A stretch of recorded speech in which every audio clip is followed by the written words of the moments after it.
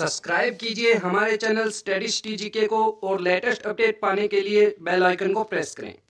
Hello दोस्तों, आपका स्वागत है आपके अपने चैनल में। दोस्तों आज हम करने वाले हरियाणा की नदियाँ। दोस्तों बहुत ज़्यादा इंपॉर्टेंट है हरियाणा की नदियाँ। हर बार एग्जाम में क्वेश्चन पूछा जाता है यहाँ से। हर एग्जाम में कोई ऐसा एग्जाम नहीं जिसमें इससे क्वेश्चन न पूछा जाता हो। तो 1 से 2 क्वेश्चन हर बार एग्जाम में बनते हैं। तो दोस्तों बिना किसी देरी के शुरू करते हैं। आपको वीडियो कैसी लगी कमेंट बॉक्स में अपनी राय ज़रूर लिखिएगा। जो भी वीडियो बनवाने चाहते हो वो भी आप बता सकते हो, भी इस टॉपिक पे हमें वीडियो चाहिए तो मैं उसको भी आपको करवा दूंगा। तो दोस्तों इसकी मैं मैप से भी करवाऊंगा आपको ये चीज़ें, और ट्रिक से भी करवाऊंगा, बट थोड़े टाइम बाद करवाऊंगा। अभी के लिए इतना ही। तो दोस्तों शुरू करते हैं वीडियो को बिना किसी देरी के। यहाँ पर है देखो हरियाणा की नदियाँ। ठीक है, हरियाणा की नदियों को 3 पार्ट में डिवाइड किया गया है। ठीक है, पढ़ने में आसानी हो जाएगी। एक तो है उत्तरी हरियाणा।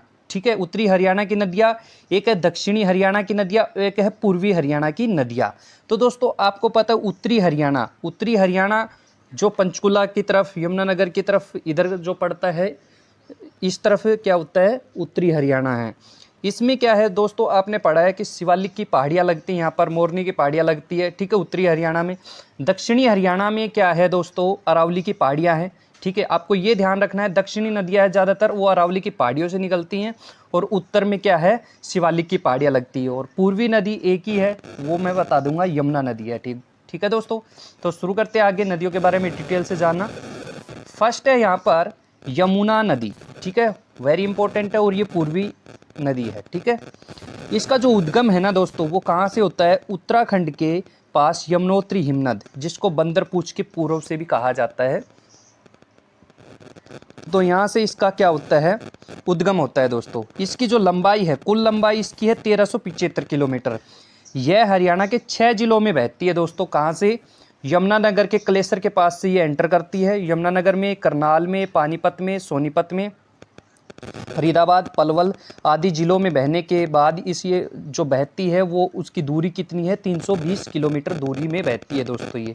ठीक है, यह नदी हरियाणा में कलेसर यमुनानगर के समीप ताजेवाले से प्रवेश करती है। ये बात आप जरूर नोट कर लें कि ये कहाँ से एंटर करती है हरियाणा में, और ये कहाँ पर फिर चलते हुए ऐसे बहते हुए पलवल के हसनपुर, ठीक है, पलवल के हसनपुर से होते हुए उत्तर प्रदेश के अलीगढ़ जिले में एंटर कर जाती है दोस्तों। ठीक है, आगे है यमुना नदी हरियाणा की एकमात्र नित्यवाहिनी, सदा नीरा और बारहमासी नदी है। तो ये तीनों नाम एक ही है दोस्तों, लेकिन आपको एग्जाम में कोई एक मिल जाए और आप कंफ्यूज हो जाए। बारहमासी से तो आप समझ जाओगे, सदा नीरा, एक नित्यवाहिनी, ये सब तीनों एक ही है, ध्यान रखना। इस नदी को क्या कहा जाता है, यम की बहन भी कहा जाता है। इस नदी को सूर्यपुत्री भी कहा जाता है, इस बात का भी आप ध्यान रखें। और इस यमुना नदी का पुराना नाम जो था वो कालिंदी नदी था। ठीक है, कालिंदी नदी था, और ये जो है भारत की सबसे प्रदूषित नदी है दोस्तों। ठीक है, तो आगे चलते हैं दोस्तों। आगे है घग्गर नदी, बहुत ज़्यादा इंपॉर्टेंट है, हरियाणा में है। ठीक है, तो उत्तरी हरियाणा की ये नदी है दोस्तों, और इसका उद्गम कौन सा है, इसका उद्गम है हिमाचल प्रदेश के शिमला के निकट डगसई या दगसई। ठीक है, डगसई या दगसई भी बोल देते हैं, इसको ध्यान रखें आप दोस्तों। ये काफ़ी बार एग्जाम में पूछा जाता है कि घग्गर नदी का उद्गम कहाँ से होता है, तो दगसई या डगसई से। ठीक है, डगसई। आगे है इसकी जो लंबाई है दोस्तों वो है 250 किलोमीटर। यह कालका के निकट हरियाणा राज्य में प्रवेश करती है। कालका कहाँ पड़ता है, पंचकुला में पड़ता है। यह पंचकुला में बहती है, अंबाला, कैथल, फतेहाबाद, सिरसा। दोस्तों क्या होता है कि पंचकुला, अंबाला और कैथल में बहने के बाद ये पंजाब में एंटर कर जाती है, और पंजाब में से फिर ये फतेहाबाद से फिर से हरियाणा में प्रवेश करती है, और सिरसा में बहते हुए और फिर राजस्थान में निकल जाती है दोस्तों। राजस्थान का हनुमानगढ़ जिला लगता है हमारे सिरसा के साथ में, और वहाँ पर ये एंटर कर जाती है। ठीक है, और इसका क्या है, यह मौसमी नदी है दोस्तों, ये भी ध्यान रखें। वर्षा काल के दौरान ये नदी जो है बहते हुए पाकिस्तान तक चली जाती है। ठीक है, पाकिस्तान के फोर्ट अब्बास तक चली जाती है दोस्तों। ये बहते हुए इतनी तेज से ये बहती है वर्षा ऋतु के दौरान। ठीक है, वर्षा ऋतु के दौरान ज़्यादातर सभी नदियाँ बहती हैं। सिरसा में ओट्टू विराज बांध से पहले इसे घग्गर नदी, और आगे इसे हकरा नदी कहा जाता है। इसे घग्गर हकरा नदी भी कहा जाता है दोस्तों। ये बात ध्यान रखें, घग्गर हकरा क्यों कहा जाता है, पूरी नदी को घग्गर हकरा भी कहते हैं, क्योंकि ये जो है हरियाणा में इसको घग्गर कहा जाता है, और ओट्टू बैराज है सिरसा के अंदर, उसके बाद इसका नाम चेंज हो जाता है, हकरा पड़ जाता है, तो इसीलिए इसको घग्गर हकरा नदी भी कहते हैं। और इसकी सहायक नदी जो है वो सरस्वती है दोस्तों, ठीक है, सरस्वती नदी है। और घग्गर नदी के जो पाट या तल को नाली या नेली कहा जाता है दोस्तों, इस बात का आप ध्यान रखें। सरस्वती नदी इसकी सहायक नदी है और बहुत ज़्यादा प्राचीन नदी है सरस्वती। सरस्वती का जो नाम है वो ऋग्वेद में भी है दोस्तों, ठीक है। और हरियाणा की सभी नदियों का वर्णन किस में है? वामन पुराण में, ये भी आप ध्यान रखें। आगे चलते हैं, आगे है सरस्वती नदी, ठीक है। इस नदी का उद्गम हिमाचल प्रदेश के सिरमौर जिले की बर्फीली पहाड़ियों से होता है। ये भी उत्तरी हरियाणा की नदी है, ध्यान रखना, ठीक है। तो कहाँ से होता है? सिरमौर से होता है। सै से सरस्वती, सै से सिरमौर, ये ध्यान रखें। यह नदी अंबाला, कुरुक्षेत्र और कैथल आदि जिलों में बहने के बाद अंत में पंजाब के संगरूर जिले में घग्गर नदी में मिल जाती है, ठीक है दोस्तों। तो ये घग्गर में एंटर कर जाती है। इसकी जो प्रमुख सहायक नदी है वो है मारकंडा और टांगड़ी नदी, ठीक है। जो सरस्वती है वो मारकंडा और टांगड़ी नदी के पानी को घग्गर में उड़ेल देती है दोस्तों, ठीक है। यमुनानगर के मुस्तफाबाद गांव में सरस्वती नदी बहने के सबूत मिले हैं, ठीक है। इसी कारण मुस्तफाबाद का नाम बदलकर सरस्वती नगर कर दिया गया है, ठीक है। अब इस मुस्तफाबाद को क्या कहा जाता है? सरस्वती नगर कहा जाता है दोस्तों। सरस्वती नदी का जो उद्गम है यमुनानगर के आदिबद्री से होता है, ऐसा भी कहा जाता है। काफ़ी एग्जाम में ऐसा क्वेश्चन देखने को मिला है। आगे है मारकंडा नदी, ये भी उत्तरी हरियाणा की नदी है। इस नदी का उद्गम हिमाचल प्रदेश के नाहन के समीप, ठीक है, शिवालिक की पहाड़ियों से होता है दोस्तों। इसकी जो लंबाई है वो 90 किलोमीटर है। यह नदी अंबाला के नज़दीक से हरियाणा में प्रवेश करती है। यह अंबाला, कुरुक्षेत्र, कैथल में बहती है, अंत में सरस्वती नदी में मिल जाती है। अभी मैंने बताया था मारकंडा और टांगड़ी क्या है? सरस्वती की सहायक नदियां हैं, ठीक है। यह सरस्वती नदी की सहायक नदी है, बिल्कुल सही है। और मारकंडा से क्वेश्चन पूछा गया था कि इसका जो पुराना नाम है, प्राचीन नाम है, वो क्या है? मारकंडा नदी का प्राचीन नाम है अरुणा, ठीक है दोस्तों। यह हरियाणा राज्य की सबसे प्रदूषित नदी है, ठीक है। इसमें बाढ़ के कारण अधिक निक्षेप पाए जाते हैं, ठीक है दोस्तों। चलते हैं आगे। आगे है टांगड़ी नदी। इस नदी का उद्गम, ये भी उत्तरी हरियाणा की है। इस नदी का उद्गम पंचकुला की मोरनी पहाड़ियों से होता है।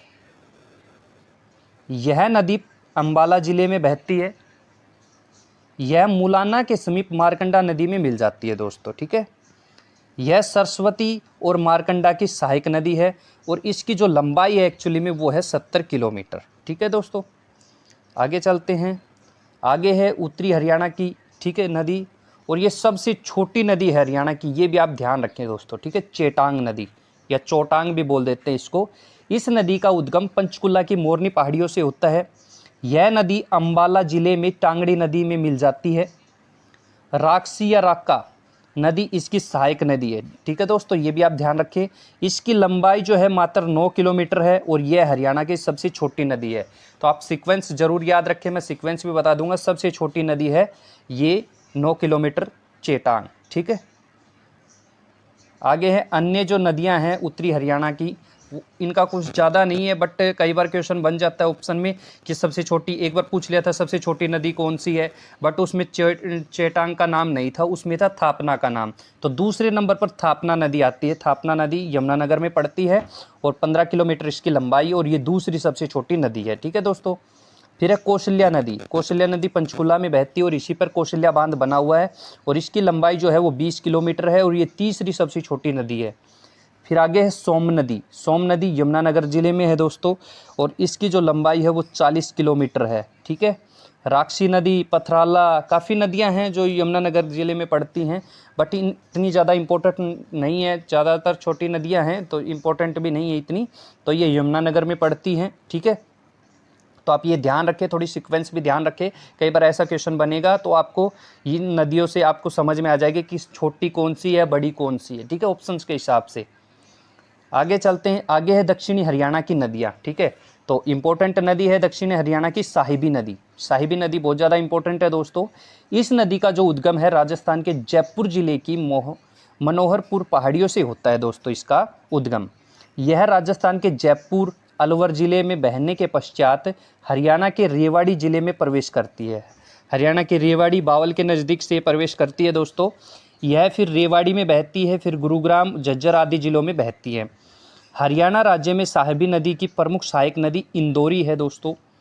यह दक्षिण हरियाणा की सबसे लंबी और सबसे बड़ी नदी है। दक्षिण हरियाणा की साहिबी नदी को अब नचबगढ़ नाले के नाम से जाना जाता है। तो दोस्तों साहिबी नदी जो है ना, उसके बारे में कहा जाता है कि ये जो नदी है ये इतनी भयंकर बहा करती थी कि ये दिल्ली तक बाढ़ ला देती थी। दिल्ली को भी एक बार बाढ़ से ग्रस्त कर दिया था इस नदी ने।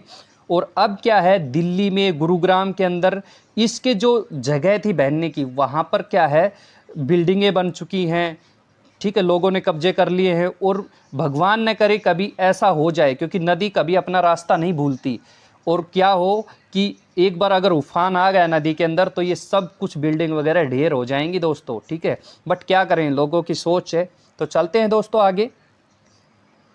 आगे है दक्षिणी हरियाणा की नदियाँ, इंदौरी नदी, ठीक है। इंदौरी नदी है अगली, ये भी इम्पोर्टेंट है। इस नदी का जो उद्गम है नूह, जिसको मेवात कहा जाता था पहले, जिले की सत्यमेवपुरम पहाड़ियों से होता है। इस नदी की जो लंबाई है वो 50 किलोमीटर है। यह नदी साहिबी नदी की सबसे लंबी और सबसे बड़ी सहायक नदी है दोस्तों, ठीक है। यह नदी दो शाखाओं में बंटकर एक शाखा रेवाड़ी के पास साहिबी में मिल जाती है, तथा दूसरी जो है वो शाखा कुछ अन्य बरसाती नालों को पानी लेकर पटौदी के निकट साहिबी नदी में मिल जाती है। तो दोस्तों ये मिलती साहिबी नदी में है, लेकिन ये दो पार्ट में बट जाती है। एक तो रेवाड़ी के समीप मिल जाती है और दूसरी कहाँ पर, दूसरी पटौदी के अंदर मिल जाती है। गुरुग्राम में पड़ता है पटौदी दोस्तों। आगे है, यह नदी जहाँ से निकलती है वहाँ प्राचीन समय में इंदौर नामक स्थान था, जिसके कारण इसका नाम इंदौरी नदी पड़ा। इस नदी का प्राचीन नाम अंशुमती था, ठीक है दोस्तों, ये ध्यान रखें आप। आगे चलते हैं। आगे है कृष्णावती नदी, ठीक है। इस नदी का उद्गम राजस्थान के सीकर जिले की गणेश्वर पहाड़ियों से होता है। यह नदी हरियाणा के दक्षिण में प्रवेश करके महेंद्रगढ़, रेवाड़ी, कोसली, झज्जर आदि जगह में बहती है। इस नदी की लंबाई 30 किलोमीटर है। इस नदी को कंसुती या कसावती नदी भी कहा जाता है दोस्तों, ठीक है। इस बात का ध्यान रखें। और ज़्यादातर इन चीज़ों को डेप्थ में पढ़े, सारी इंपॉर्टेंट चीज़ें ली हैं मैंने, पेपर में पूछी जा रही वो वाली चीज़ें हैं दोस्तों। कई बार पूछा गया था कि जो नदियों के नाम दे दिए थे कि इनमें से रेवाड़ी में कौन सी बहती है या नहीं बहती है, ऐसा कुछ क्वेश्चन पूछा गया था। तो अगर आपको पता होगा कि ये कहाँ कहाँ बहती है तो आप बता सकते हो आसानी से, ठीक है दोस्तों। चलते हैं आगे। आगे है दोहान नदी। इस नदी का उद्गम अरावली पहाड़ी की सबसे ऊंची चोटी डोसी से होता है। बहुत इंपॉर्टेंट है, डोसी से होता है। यह मौसमी नदी है। इसकी लंबाई 50 किलोमीटर है। इस नदी के संबंध में प्राचीन की किंवदंतियों में कहा गया है कि दोहान नदी का जो उद्गम है वो भृगु ऋषि की पत्नी दिव्य पोलिमा के नेत्रों से हुआ था, ठीक है दोस्तों। वीडियो आपको कैसी लगी कमेंट बॉक्स में ज़रूर बताना, ठीक है। अच्छी लगी हो तो लाइक करना, और अगर आपको अच्छा लगे तो चैनल को सब्सक्राइब भी कर लेना दोस्तों। आपके लिए बहुत सारा कंटेंट मैं लेके आने वाला हूं, क्योंकि अभी मैं MCQ क्वेश्चन भी लेके आऊँगा इनका, ताकि आपको क्लियर हो जाए कि कैसे क्वेश्चन उसमें पूछे जाते हैं। पहले डिटेल से करना ज़रूरी है दोस्तों, ठीक है दोस्तों। मिलते हैं नेक्स्ट वीडियो में, तब तक के लिए थैंक यू दोस्तों।